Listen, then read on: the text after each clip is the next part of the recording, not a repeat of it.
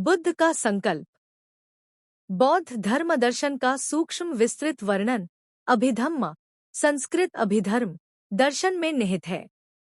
बुद्ध ने अभिधम्म की चर्चा सर्वप्रथम अपनी माता महामाया से की, जो उन दिनों पार्थिव शरीर त्याग 33 देवों के लोक तांतिन्स लोक में विहार कर रही थी। अभिधम्म की देशना में उन्हें 3 महीने लगे थे। प्रत्येक दिन वे अपनी माता को गूढ़ उपदेश देते और फिर पृथ्वीलोक में आकर अनोत्तर सरोवर में उतर सारिपुत्र को उन्हीं देशनाओं को स्मरण योग्य छंदबद्ध कर फिर से सुनाते।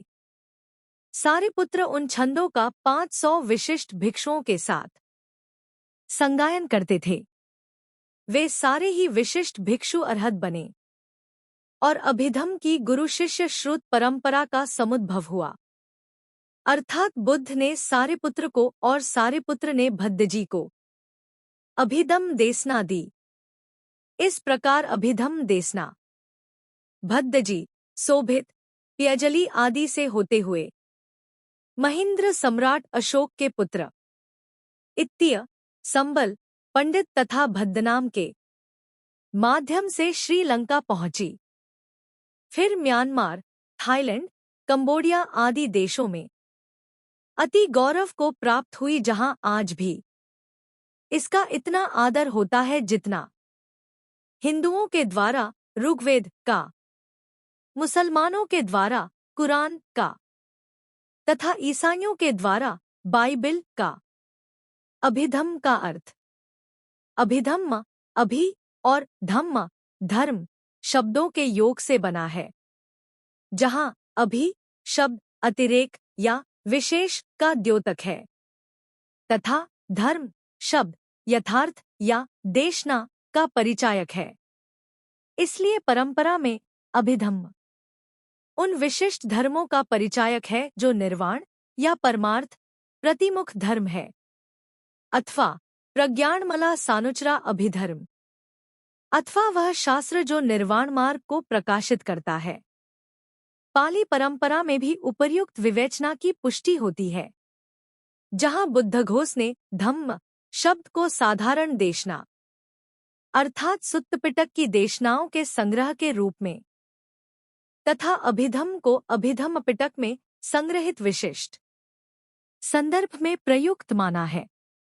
बुद्ध ने तब उन्हें प्रटिच्चसमुद्धाद के दर्शन की देशना दी। यह दर्शन यह दर्शाता है कि प्रत्येक सांसारिक घटना किसी अन्य घटना पर निर्भर होती है। दूसरे शब्दों में यह कहा जा सकता है कि प्रत्येक घटना की उत्पत्ति किसी अन्य घटना पर निर्भर है। अतः दो ख अर्थात वृद्धावस्था, रोग, मृत्यु आदि का होना जन्म पर निर्भर करता है।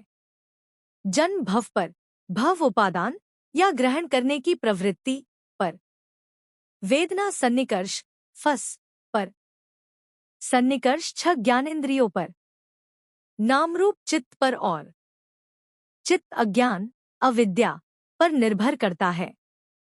अतः अज्ञान ही दो ख का मूल कारण है तथा अज्ञान नष्ट कर निर्मल चित्त का निर्माण ही धर्म चक्र प्रवर्तन का सार है। विमल चित्त का प्रादुर्भाव केवल कुशल कर्मों से संभव है, जिनके मूल त्याग, अलोभ, प्रेम, अंदोष और ज्ञान अमोह है। इसलिए बुद्ध का धर्म के जिस चक्र को चलायमान किया है, वे मूलता त्याग, प्रेम और ज्ञान की शिक्षा देता है। यही चक्र भारतीय ध्वज पर भी अंकित है और भारत गणराज्य की त्याग, प्रेम और ज्ञान के प्रति की गई वचनबद्धता का प्रतीक है। अशोककालीन सारनाथ के सिंह स्तंभ पर यह चक्र उत्कीर्ण की गई है। इसलिए आज इस चक्र को अशोक चक्र के नाम से जाना जाता है। उपर्युक्त 4 सिंहों का स्तंभ, जो चारों दिशाओं में सिंहनाद करते दिखाए गए हैं, वस्तुतः बुद्ध की उसी धम्मचक्र प्रवर्तन कथा को प्रतिध्वनित करते हैं। आपको हमारी वीडियो पसंद आती है तो लाइक जरूर करें और चैनल को सब्सक्राइब करें।